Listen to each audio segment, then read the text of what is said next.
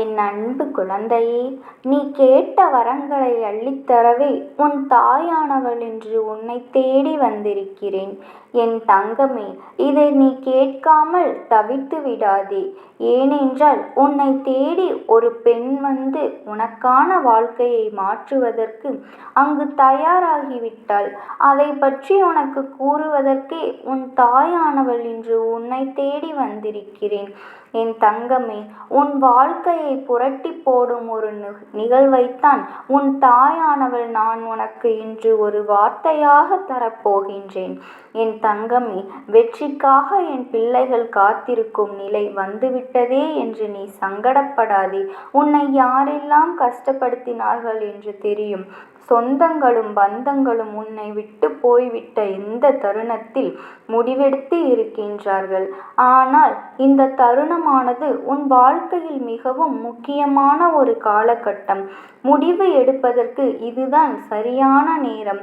யார் ஒருவருக்காக என் பிள்ளைகள் காத்திருந்தார்களோ அந்த நிலையில் எல்லாம் விலக்கி வைத்துவிட்டு என்னை வெற்றிக்காக பாடுபடும் விலகித்தான் உனக்கு நான் தரப்போகின்றேன்.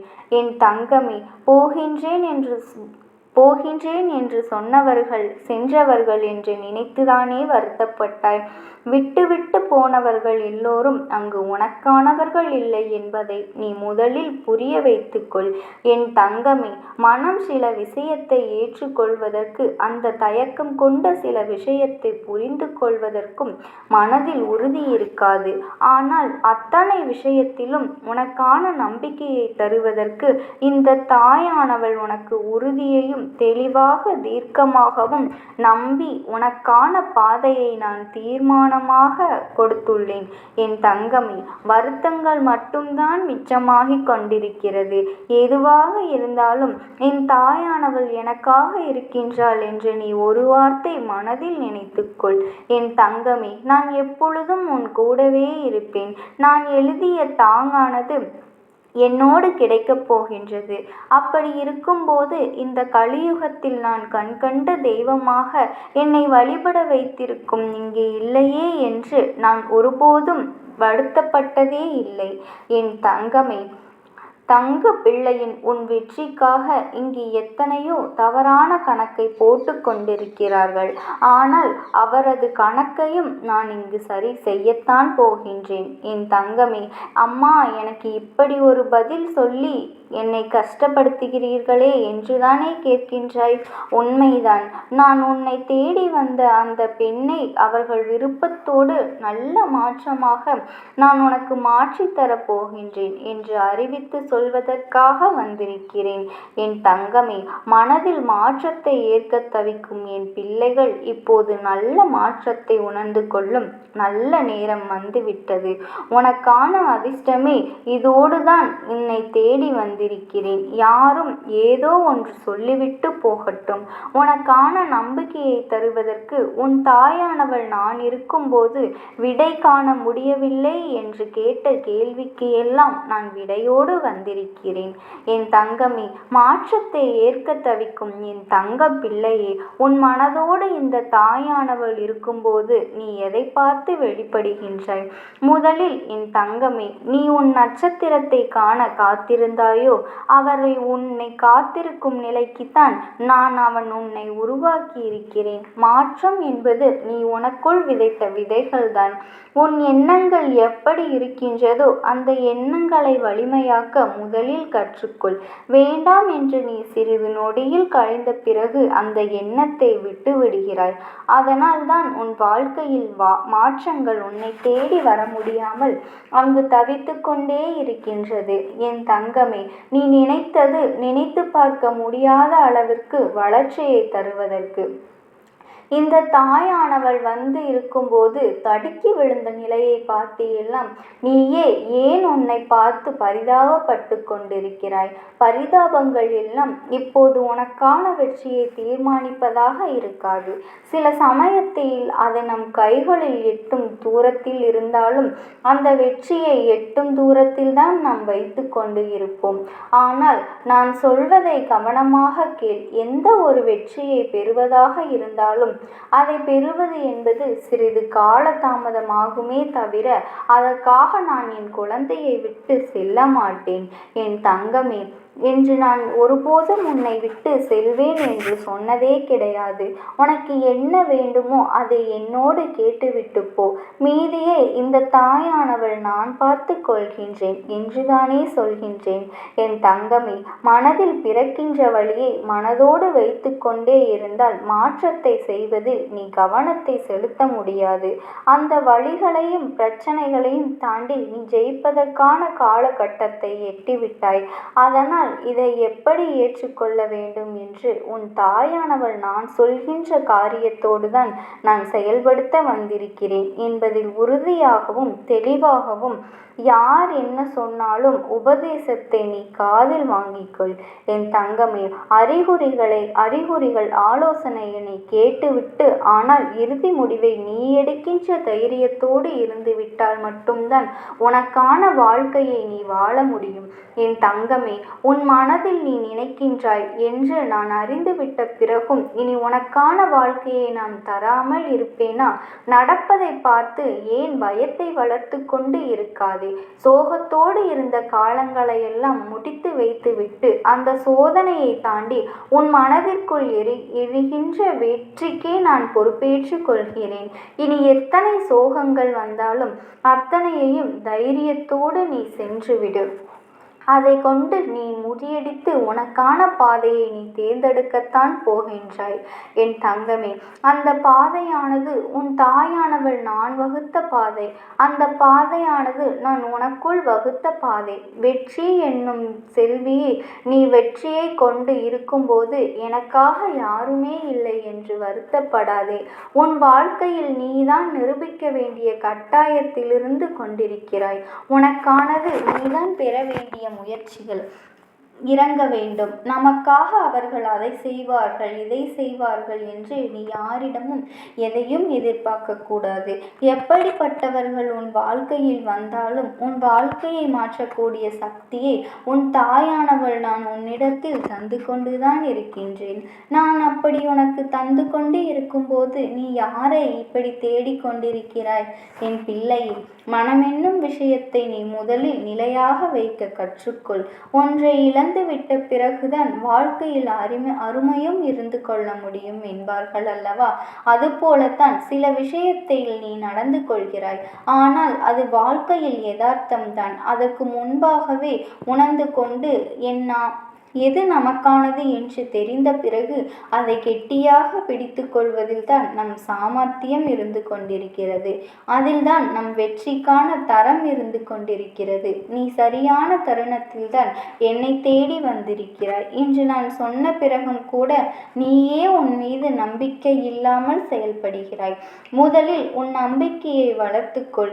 நேர்மறை எண்ணம் என்பது உனக்குள் விதைக்கின்றாயோ அதைத்தான் அறுவடை செய்ய முடியும். என் தங்கமே, நீ நேர்மறை எண்ணங்களை உனக்குள் விதைத்தால் அதைத்தான் அறுவடை செய்ய முடியும். அதனால் தான் நான் சொல்கின்றேன், நல்ல எண்ணத்தையும் நல்ல செயலையும் நீ செய்து கொண்டு இருந்தாலே போதும். உனக்கான வாழ்க்கை அதனை செய்து கொண்டேதான் இருப்பேன். அதில் எந்த மாற்று கருத்தும் கிடையாது. என் தங்கமே, உன் நம்பிக்கைக்கு உரியவளாக நான் இங்கு இருந்து கொண்டிருக்கும் போதே யார் இங்கு என்ன சொல்லி நடக்கப் போகின்றது என்பதனை நீ நினைத்து மனதை தெளிவாக்கிக் கொள். நீ தேவையற்ற எண்ணங்களை நீயாகவே சுமந்து கொள்ளாதே. உன் மனபாரங்களை நீ ஏற்றுக்கொள்வதனால் மட்டும்தான் இப்படியெல்லாம் உன் வாழ்க்கையில் எதிர்மறையாக நடந்து கொண்டிருக்கிறது. அந்த மனபாரத்தை காலடியில் ஒப்படைத்து விடு. என் தங்கமே, நீ எப்பொழுதும் நான் உன் முகத்தை சந்தோஷமாக பார்க்கவே விருப்பப்படுகின்றேன். நீ உன் கஷ்டங்களையெல்லாம் என்னோடு சரணாகதி அடைத்துவிடு. அப்போது உன் வெற்றி உன்னை தேடி வந்து விடுகிறது என்றுதான் அர்த்தம். மற்றதை பற்றியெல்லாம் நீ கருத்தில் கொள்ள வேண்டாம். இப்பொழுது உனக்கு என்ன தேவையோ அந்த காரியத்தை முழுவதுமாக எடுத்துக்கொண்டு அதை பற்றி ஒரு தெளிவான கருத்துக்கு வா.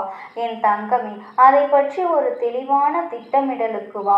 உன்னை சுற்றி எத்தனை சொந்தங்கள் பந்தங்கள் இருந்தாலும் உனக்கான வேண்டிய விஷயத்தில் நீதான் என்ன செய்ய போகின்றாய்? உனக்கான வாழ்க்கையை நீதான் வாழப் போகின்றாய். அந்த வாழ்க்கையின் வடிவிலேயே நான் உனக்கு துணையாக இருக்கப் போகின்றேன் என்பதில் என்றும் எந்த மாற்று கருத்துமே கிடையாது. உன் நம்பிக்கையில் நான் உன் வெற்றியை தருவதற்காக வந்திருக்கும் போது யாருமே இல்லை என்று கவலைப்படாதே. அந்த வெற்றி என் வடிவாகவே இந்த தாயானவள் உனக்குள் வந்துவிட்டேன். என் தங்கமே, என்னுள் இருக்கும் தீபமானது உனக்கான பொக்கிஷத்தை தருவதற்காகவே எரிந்து கொண்டிருக்கிறது. எதை வேண்டுமோ அதை பெற்றுக்கொள். நீ தயாராக இருந்தால் மட்டும் போதும். நான் உனக்கு தருவதற்காக உறுதியாக இருக்கின்றேன். நீயோ கேட்டது கிடைக்கவில்லை என்று சொல்லிவிட்டு நான் தருவதை தட்டிவிட்டு கொண்டிருக்கிறாய். நான் தருவதும் நீ கேட்டதும் ஒன்றாக இருக்கும் நிலையில் எதற்காக வருத்தப்படுகிறாய் என்று நான் கேட்கின்றேன். இதோ உன் வாழ்க்கையை மாற்றி போடும் சக்தியை நான் அனுப்பி வைக்கும் போது நீ எதற்காக மனம் வருந்தி கொண்டிருக்கிறாய்? வருத்தங்கள் தேவையில்லை. எல்லாம் காணாமல் கவலைகள் போகப் போகின்றது. உன் காயத்திற்கு தீர்வாக இந்த தாயானவள் நான் இருக்கும்போது நீ மனதில் வருத்தத்தை விதைக்காதே. நீ வெற்றியோடு உனக்கான நம்பிக்கையை வைத்து கொண்டு செயல்படு. நல்லதை மட்டும் நினைத்து மற்றவர்களுக்காக நல்லதை மட்டும் செய். உன் தாயானவள் எப்பொழுதும் நான் உனக்கு துணையாகவே இருப்பேன். எந்த ஒரு சூழ்நிலையிலும் உன் மனதில் என் நாமத்தை மட்டும் மனதார நீ உச்சரித்தாலே போதும். உனக்காக எப்பொழுதும் நான் வருவேன். ஓம் சக்தி. ஓம் ஆதிபரா சக்தி. அங்கு எதற்கு சென்றேன் என்று யோசிக்கிறாய்? என் தங்கமே, நீ உயிருக்கு உயிராக நேசிக்கின்ற உறவல்லவா அது? அது மட்டுமல்லாமல் காரணங்கள் இல்லாமல் இந்த உறவில் ஏற்பட்ட பிரிவு என் குழந்தைக்கு மிகவும் மன வருத்தத்தை கொடுத்திருக்கின்றது. இருவருக்குமே மனதிற்குள் அதிகமான அளவு அன்பு இருக்கின்றது.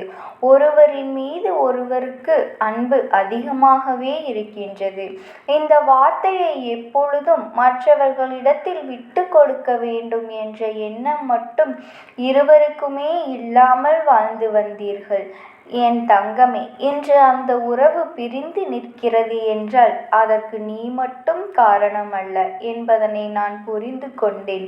ஆனால் அவர்கள் இல்லத்தில் இருக்கின்ற யாரோ ஒருவர்தான் இந்த பிரச்சனைகளுக்கு காரணமாக இருப்பார்கள் என்பதை புரிந்து கொண்டால்தான் அவர்கள் இல்லத்திற்கு சென்று அங்கு இருக்கின்ற சூழ்நிலைகள் என்னவென்று தெரிந்து கொள்ள வேண்டிய கட்டாயம் ஏற்பட்டுவிட்டது. உன்னுடைய உறவும் முதலில் உன் மீது வைத்திருக்கின்ற அன்பு எத்தனை பெரியது என்பதனை நான் கண்டு கொண்டேன். உன்னுடைய உயிரான உறவு யாரிடமும் பேசாமல் தனியாக அமர்ந்து கொண்டு கண்களில் கண்ணீர் ததும்ப நின்று கொண்டிருக்கிறார்கள். யாரிடமும் பேசுவதில்லை. யாரிடமும் பேசவும் விரும்புவதில்லை.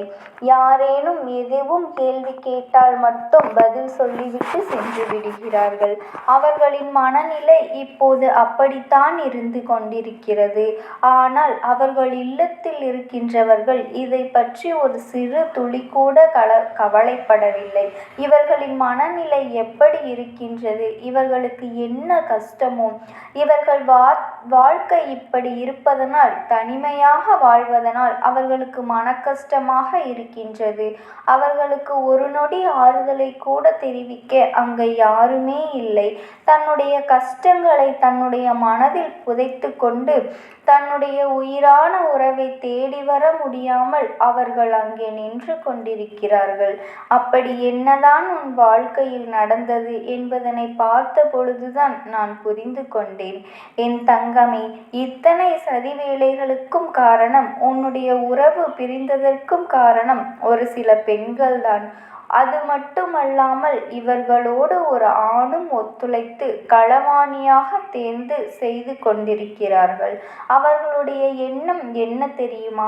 உன்னுடைய வாழ்க்கையில் சந்தோஷம் இருக்கக்கூடாது. அதற்கு உன்னோடு சேர்ந்து வாழ்கின்றவர் தன்னுடைய குடும்பத்தில் உள்ளவர் என்பதால் முதலில் அதை பிரிக்க திட்டம் போட்டார். அவர்கள் நகர்த்திய காரியம் சரியாக உன் வாழ்க்கையில் விளையாடிவிட்டது. காரணமே தெரியாமல் இல்லாமல் பிரச்சனைகள் ஏதுமே இல்லாமல் உன்னுடைய உயிரான உறவு உன்னை விட்டு பிரிந்ததற்கு இடையில் இவர்கள் ஆடிய நாடகங்கள் எல்லாம் ஏராளம். இவர்கள் ஏகப்பட்ட நாடகங்களை எல்லாம் ஆடி அவர்கள் வாழ்க்கையில் உன்னை பிரித்து வைத்து விட்டார்கள். இப்போது என்ன நடந்தது தெரியுமா? அவர்கள் அங்கே என்ன பேசிக் கொண்டிருக்கிறார்கள் தெரியுமா? சிறு துளி அளவு கூட மனதில் ஈவு இரக்கம் இல்லாமல் பேசிக் கொண்டிருக்கிறார்கள். எப்படி அடுத்தவர்களின் வாழ்க்கையை கெடுக்கிறோமோ, அவர்களின் மனநிலை உணராமல் பேசுகிறோமோ, அவர்களுக்கு ஒரு சிறு துளி அளவு கூட ஆறுதல் சொல்லவில்லையே என்ற எண்ணம் துளி அளவு கூட அவர்களுக்கு இல்லை. இன்னமும் இந்த வாழ்க்கையில் எப்படி உங்களை சேரவிடாமல் தடுப்பது என்றுதான் அவர்கள் அங்கே திட்டம் தீட்டிக் கொண்டிருக்கிறார்கள். அது மட்டுமல்லாமல் அவர்கள் சொன்ன ஒரு விஷயம், ஒரே ஒரு வார்த்தை அம்மாவின் மனதை நிச்சயமாக வேதனைப்படுத்தியது.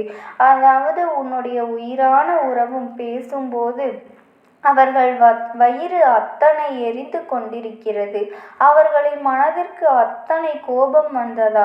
அதாவது ஒருவர் சிரிக்கிறார் என்றால் அதை பார்த்து நாமும் சந்தோஷப்பட வேண்டும். மாறாக ஒருவரின் சிரிப்பில் இங்கே வயிற்று எரிச்சல் அடைந்திருக்கிறார்கள் என்றால் இவர்கள் எந்த அளவிற்கு கெட்ட குணம் கொண்டவர்களாக இருக்க முடியும் என்பதனை நான் புரிந்து கொண்டேன். இதில் முக்கியமான விஷயம் என்ன தெரியுமா? இவர்களும் இந்த வராகியானவள் அப்படியானால் முதலில் என்ன தகுதி இருக்கின்றது? இங்கே வராதீர்கள் என்று ஒதுக்கி வைத்து கொண்டிருக்கிறார்கள். என் தங்கமே, இந்த தாயானவள் நான் நிரூபித்து காட்டிவிடுவேன். என்னை வணங்குவதற்கும் ஒரு தகுதி வேண்டும் என்று அல்லவா? என் தங்கமே, அந்த தகுதி இவர்களுக்கு ஒரு துளி அளவு கூட இல்லை. அடுத்தவர்களின் சந்தோஷத்தை பார்த்து பொறாமைப்படுகிறார்கள். அடுத்தவர்கள் வாழ்க்கையில் நல்லது நடந்துவிடக்கூடாது என்பதில் மிகவும் கவனமாக இருக்கிறார்கள்.